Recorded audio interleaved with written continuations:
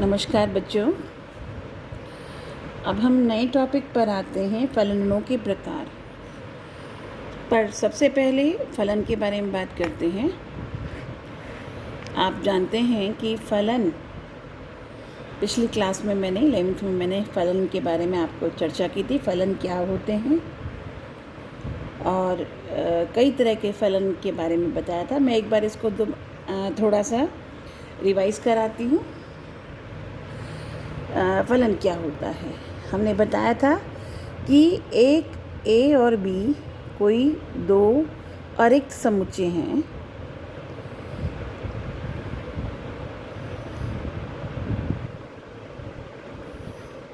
तब फलन f ए से बी एक खास तरह का संबंध होता है। f जो है फलन जो एक खास तरह का संबंध होता है। संबंध में आपको पढ़ा के आई हूँ अभी दोबारा से।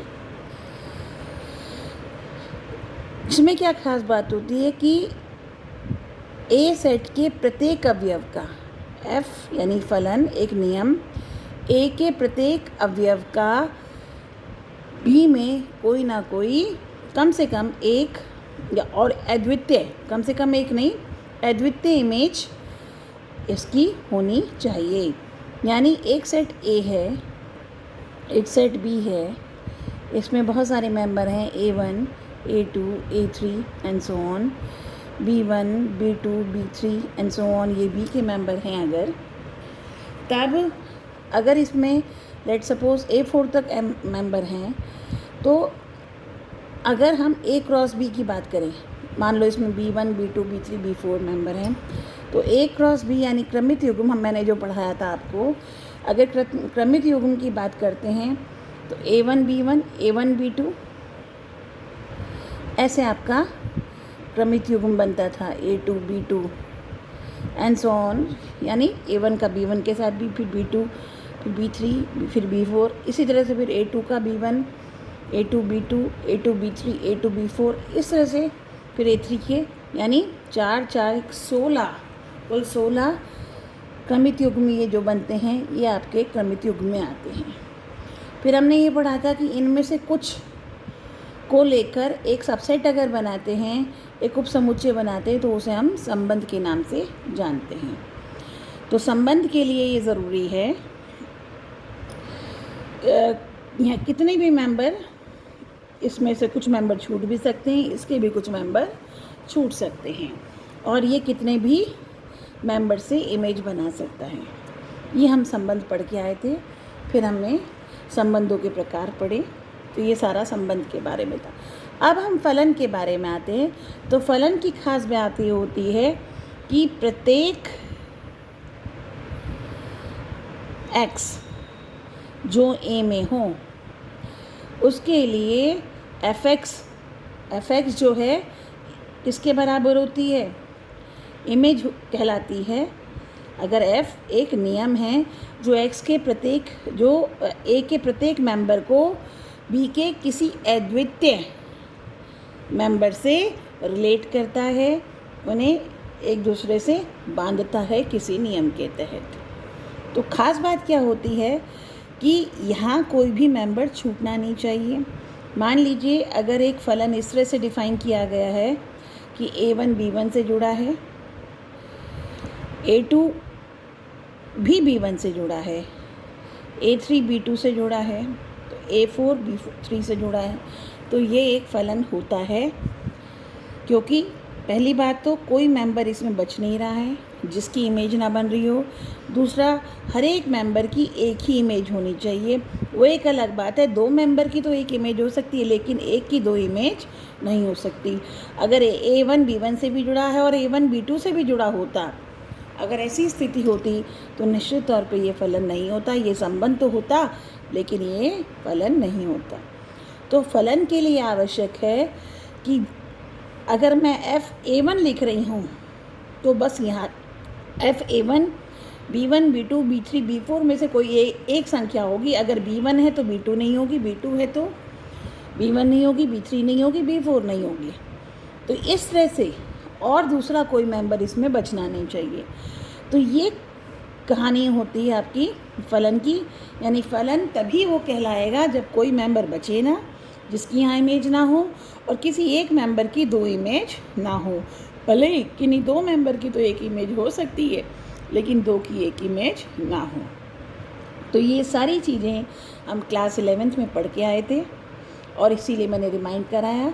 तो किसी भी फलन को जब देखना है तो आपको देखना है पहला सेट ए, दूसरा सेट बी। आपको देखना है कि इस ए का क्या कोई मेंबर ऐसा तो नहीं बच रहा जिसकी इमेज ना बन रही हो, और अगर ऐसा है तो फिर वो फलन नहीं हो सकता निश्चित तौर पे। दूसरा आपको ये देखना है कि किसी भी मेंबर की दो इमेज ना आ रही हो, सिर्फ और सिर्फ एक इमेज हो। तो ये सारी चीज़ें आपको देखनी होती हैं फलन को देखने के लिए, और इस तरह से फलन कहलाता है। फिर हम क्लास 11th में ही पढ़ के आए थे कई तरह के खास फलन, डिफरेंट फलन पढ़ के आए थे हम। ठीक है, हमने वहाँ पढ़ा था मॉडुलस फंक्शन पढ़ा था, पॉलिनोमियल बहुपद फलन पढ़ा था। फिर हमने वहाँ पर मॉडुलस फंक्शन जैसे ही होता है मॉडुलस एक्स, इस तरह का फलन हमने पढ़ा था।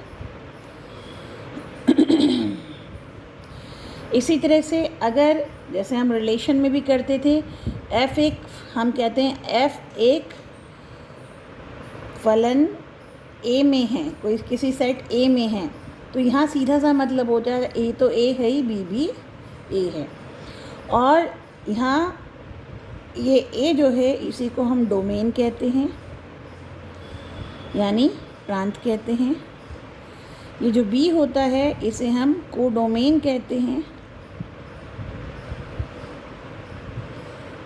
यानी सहप्रांत। और रेंज का मतलब होता है फलन की रेंज या परिसर। इसका मतलब होता है बी के वो मेंबर जो सिर्फ इमेज बने हो। जैसे इस वाले केस में B1, B2 और B3 तो इमेज बने हैं, लेकिन B4 इमेज नहीं बना है। तो B1, B2, B3 का जो समुच्चय कहलाएगा वो रेंज यानी परिसर कहलाएगा इस फलन के लिए। जो डोमेन है पूरा सेट A डोमेन कहलाएगा, जो कोडोमेन है पूरा सेट B कोडोमेन कहलाएगा। तो ये आपका डोमेन, और ये सब क्लास 11th में पढ़ के आए हैं। मैं सिर्फ आपको रिमाइंड करा रही थी, क्विक रिमाइंडर ये था।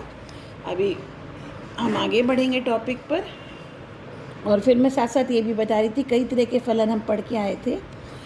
एक हम पढ़ के आए थे बहुपद फलन,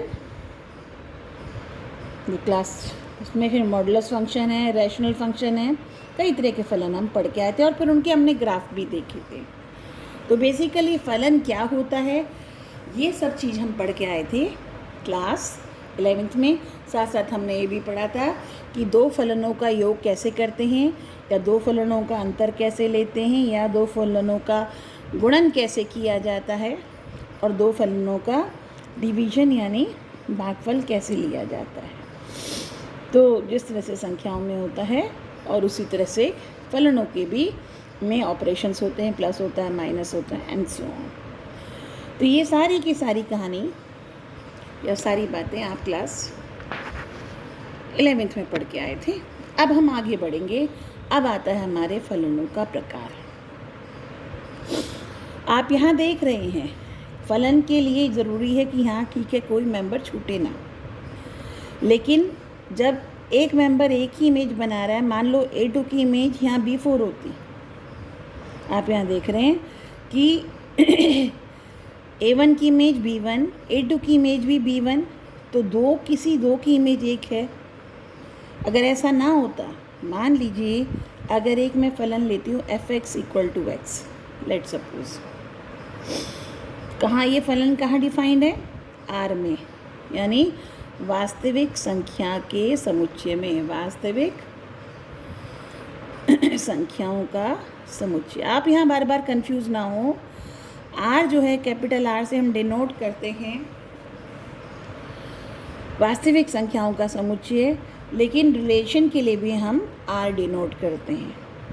दोनों में फ़र्क होता है।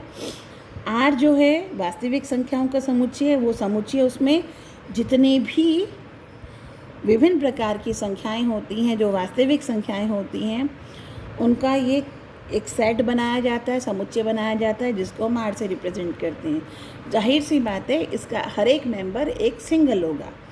जबकि जो हम संबंध आर की बात करते हैं, संबंध क्रमित युग्म में होता है, इस रूप में होता है। जबकि आर जो है ये होगा, इसमें 1 भी होगा, 2 भी होगा, हाफ भी होगा, माइनस हाफ भी होगा, रूट भी होगा, और तमाम तरह के नंबर जो आप जानते हैं वो सब इसमें होंगे।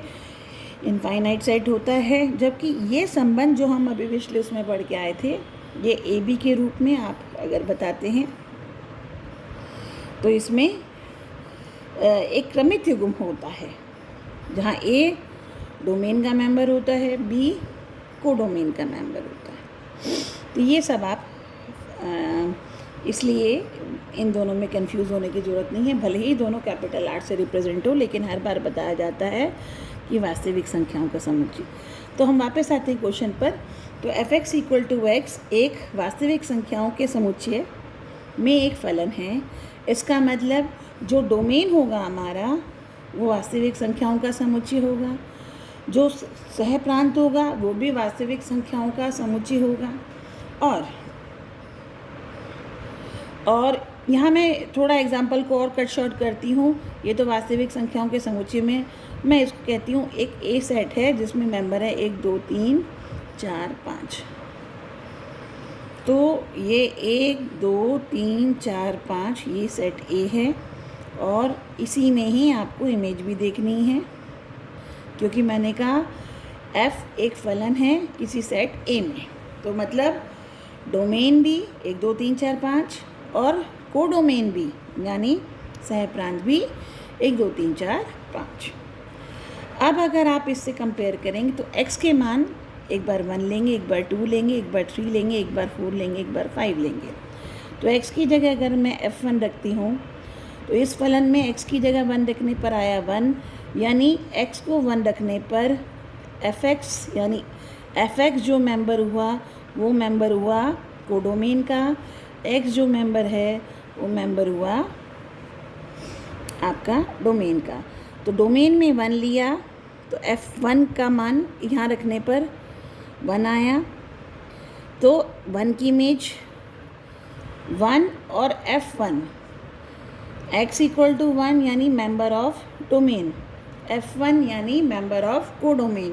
तो f1 किसके बराबर है 1, तो 1 की इमेज क्या हो गई 1, तो इससे 1 किससे जुड़ गया 1 से। इसी तरह से x को मैं 2 रखूँगी यहाँ, तो जहाँ x है वहाँ 2 रखने पर f2 बराबर 2, तो 2 की इमेज 2, 3 की इमेज 3, 4 की इमेज 4, 5 की इमेज 5। तो आप देख रहे हैं हर एक मेंबर अलग अलग इमेज है, किन्हीं भी दो की एक इमेज नहीं है। 3-4 एग्जाम्पल लेके और बताती हूँ मैं आपके, 4 एग्जाम्पल लेके बताती हूँ। पहला एग्जाम्पल है ये सेट ए, ये सेट बी, ये भी ए मान लो, या चलो बी मान लेते हैं फ़िलहाल के लिए। इसमें member A1 A2 A3 A4 B1 B2 B3 B4। एक तरीका है कि इसके सारे मेंबर इस तरह से A1 B1 से A2 B2 से A3 B3 से A4 B4 से। दूसरे वाले में यही मेंबर्स हैं A1 A2 A3 A4 B1 B2 B3 B4।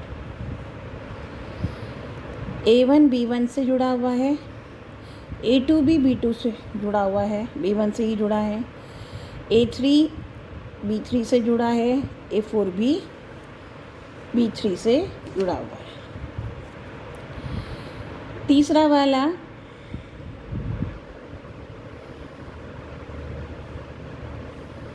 इसमें member A1 A2 A3 A4 हैं, इसमें मेंबर B1 B2 हैं।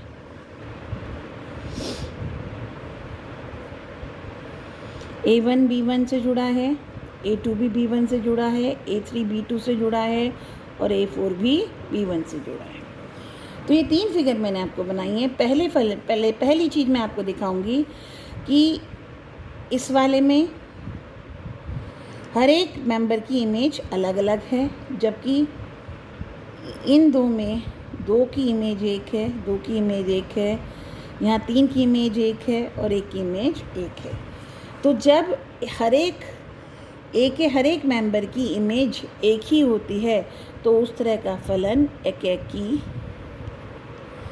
फलन कहलाता है।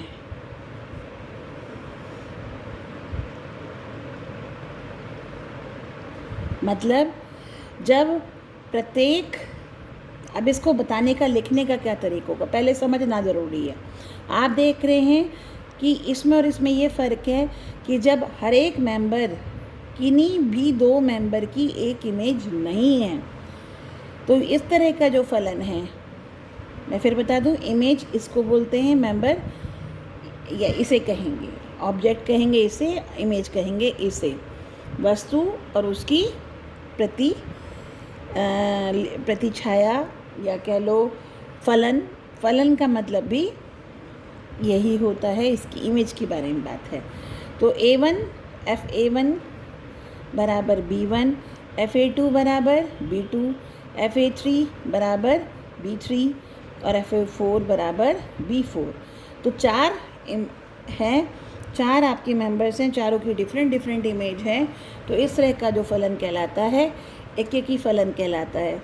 लेकिन यहाँ पर 2 की एक इमेज है, 2 की एक इमेज है, यहाँ पर 3 की एक इमेज है और बाकियों की अलग अलग अगर इमेज है, तो इस तरह का फलन बहुएक फलन कहलाता है। यानी सबकी अलग अलग इमेज, यहाँ कईयों की एक इमेज, या किसी एक मेंबर, किन्हीं 2 मेंबर की एक इमेज और बाकी सबकी अलग अलग इमेज, तब भी वो बहुएक फलन कहलाएगा। तो कोई भी फलन या तो एकेकी होगा या क्या कहलाएगा, बहुएक फलन कहलाएगा। ये संभव नहीं है कि वो एकेकी भी हो, वो बहुएक भी हो। तो इस तरह के फलन को हम एकेकी फलन कहते हैं यदि हर एक मेंबर अलग अलग हो और कि कोई 2 मेंबर एक से हो गए, कोई 2 मेंबर की एक ही इमेज हो गई, तो वो बहुएक फलन कहलाता है। जब क्वेश्चंस आएंगे कि आप उनको कैसे प्रूव करेंगे, जैसे मैं इसी क्वेश्चन को डिस्कस कर रही थी, इसे हम आइडेंटिटी फलन यानी आइडेंटिटी फंक्शन यानी कि तत्समक फलन के नाम से भी जानते हैं, जो मैंने क्लास 11th में आपको बताया था। अब मान लीजिए f(x) = x R में, यानी वास्तविक संख्याओं के समुच्चय में एक फलन है, तो आपको ये बताना है कि एकेकी फलन है नहीं है।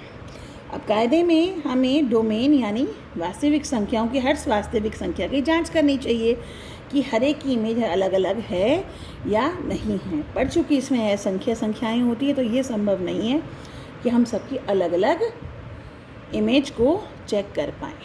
अब इसके लिए क्या करें? तो तरीका ये, जब एक ही फलन सिद्ध करना होता है और फलन आपका फलन का जो सेट है, आपका डोमेन है, वो इनफाइनाइट होता है, तब हम क्या कहते हैं कि मान लीजिए कोई 2 इमेज f(x1) और f(x2), कोई 2 इमेज बराबर है, जबकि x1 और x2 2 संख्याएं हैं R में। तो अगर f(x1) बराबर f(x2) अगर हो रहा है, तो इससे हम डिड्यूस करके यानी प्रूव करके किसी तरह से लाएं कि फिर x1 भी x2 के बराबर है। यानी 2 संख्याओं की अगर इमेज बराबर है, तो निश्चित तौर पे अगर वो संख्याएं भी आपस में बराबर है, तो फलन एकेकी फलन होगा। तो कभी भी एकेकी फलन को प्रूव करने के लिए हम ये दिखाते हैं कि माना f(x1) बराबर f(x2), फिर जो फलन दिया है उससे हम अगर ये रिज़ल्ट निकाल पाएँ कि x1 बराबर x2, तो वो क्या कहलाता है, एकेकी फलन। लेकिन अगर बहुएक फलन हमें सिद्ध करना होता है, तो कोई एक एग्जाम्पल हम निकाल कर बताते हैं कि देखो ये 2 ऐसी संख्याएं हैं जिनकी इमेज एक ही आ रही है और फिर इसलिए वो बहुएक फलन है। जैसे अगर मैं एग्जाम्पल ले लेती हूँ f(x) = x², इस फलन की बात करते हैं, तो आप जानते हैं f1 का मान जो है वो होगा 1 का वर्ग यानी 1, और f-1 का मान भी आपका 1 होता है। तो आप देख रहे हैं f1 इक्वल टू f-1, क्योंकि दोनों का मान 1 है, परंतु 1 और -1 इक्वल नहीं होते। तो ये वाले फलन में सिर्फ एक एग्जाम्पल, हालांकि ऐसे बहुत सारे एग्जाम्पल हो सकते हैं, लेकिन सिर्फ एक एग्जाम्पल बता देना कि यह एकेकी फलन को वाली नियम को नहीं फॉलो कर रहा है या नहीं मान रहा है। तो सिर्फ एक एग्जाम्पल ना होने से आप कहेंगे कि ये फलन एकेकी फलन नहीं है, और जो फलन एकेकी नहीं होता है वो बहुएक फलन होता है। निश्चित तौर पे फलन या तो एकेकी होगा या बहुएक होगा, इन दोनों के अलावा कोई तीसरा फलन नहीं हो सकता। या तो एकेकी हो, इमेज हो, ये तो निश्चित है कि इमेज तो बनेगी ही बनेगी। अगर इमेज नहीं बनी तो फलन कैसा, वो फलन ही नहीं रहेगा। तो इमेज तो बनेगी, और ऐसा भी संभव नहीं है कि एक की दो इमेज बने, क्योंकि वो भी फंक्शन नहीं कहलाता, वो भी फलन नहीं कहलाता।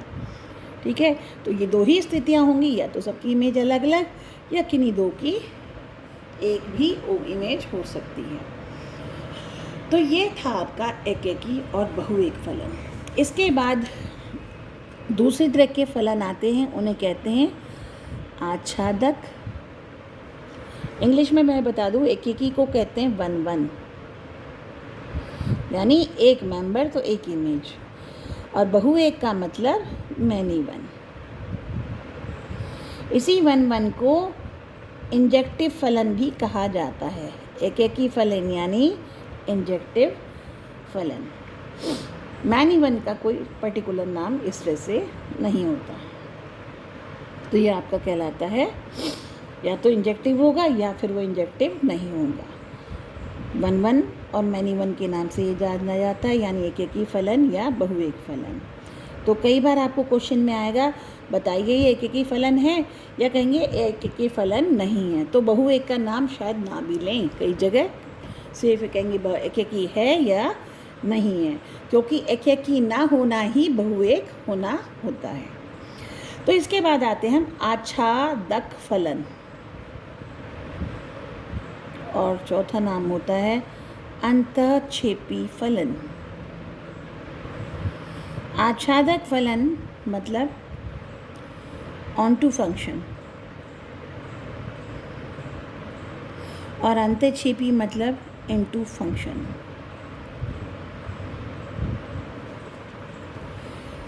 यहाँ भी कोई भी फलन या तो आच्छादक होगा या अंतःक्षेपी होगा। ये संभव नहीं है कि फलन आच्छादक भी हो जाए, अंतःक्षेपी, इनमें से कोई एक होगा। अब ये क्या और किस तरह का फलन है, तो आप देख रहे हैं, फिर ऊपर चलिए एग्जाम्पल में, आप देख रहे हैं कि जो इमेज बन रही है, क्या कोई मेंबर यहाँ पर ऐसा है जो इमेज नहीं बन रही?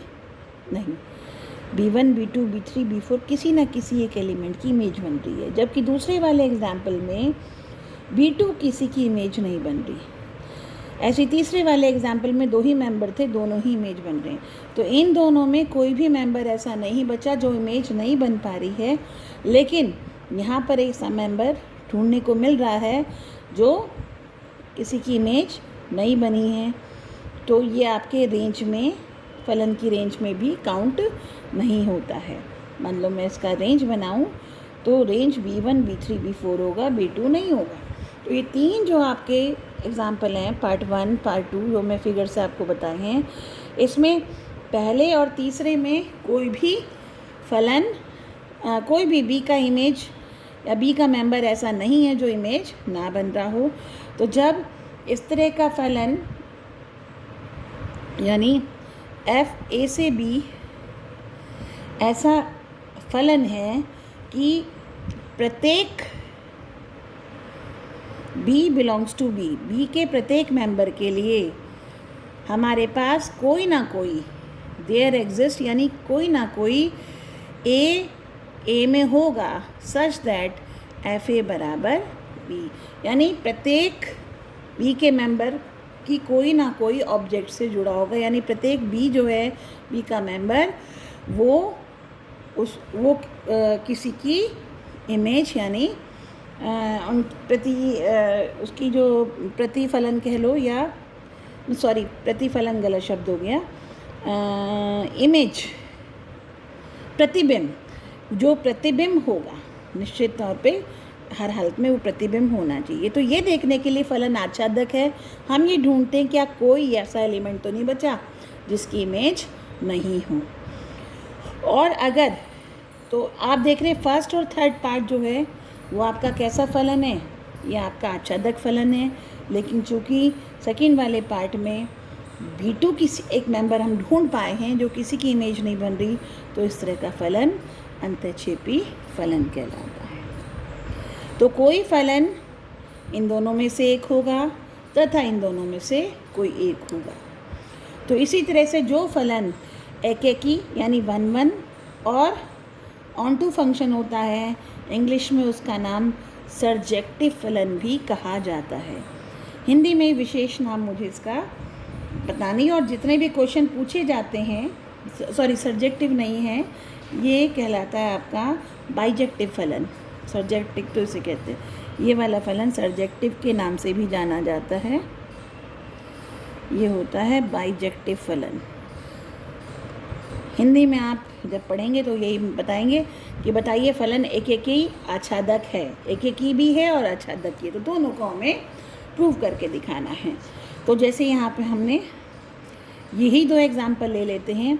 यहाँ f(x) बराबर x आपका एकेकी फलन था, f(x) बराबर x² बहुएक फलन था। इन्हीं दो को अब यहाँ चेक करते हैं। अगर हम चेक करें पहले वाले फलन के लिए कि यह आच्छादक है या अंतःक्षेपी है। आच्छादक के बारे में आप आएँ। चूँकि आपका जो कोडोमेन है वो खुद क्या है, वास्तविक संख्या, तो आपको ढूंढनी है क्या कोई भी वास्तविक संख्या ऐसी है R में जो कोई इमेज ना बन रही हो। ठीक है, चूँकि ये किस तरह का फलन है, आइडेंटिटी फंक्शन है यानी तत्समक फलन है, तो जो संख्या होगी उसी की इमेज वहाँ पर होगी। तो आप देखेंगे और निरीक्षण करने पर पाएंगे कि R में कोई भी ऐसा मेंबर नहीं है। आप कहेंगे for all y in R, अगर f(x) = y है और f(x) किसके बराबर है, x के, तो y किसके बराबर होगा, x के। तो y मेंबर था कोडोमेन का, x मेंबर है डोमेन का, तो प्रत्येक y के लिए x हमारे पास अवेलेबल है। तो कहने का मतलब हमारे पास कोई भी y ऐसा नहीं बचा जिसका ऑब्जेक्ट, जिसका जो डोमेन में जो ये किसी की इमेज ना बन पा रहा हो। ये हर हालत में किसी की इमेज बन रहा है। जबकि दूसरा फलन अगर f(x) बराबर x² को हम देखते हैं, इसके में नज़र डालते हैं, तो आप अगर मैं यूँ कहूँ कि ये फलन R से R में है, यानी डोमेन भी R, कोडोमेन भी R, तो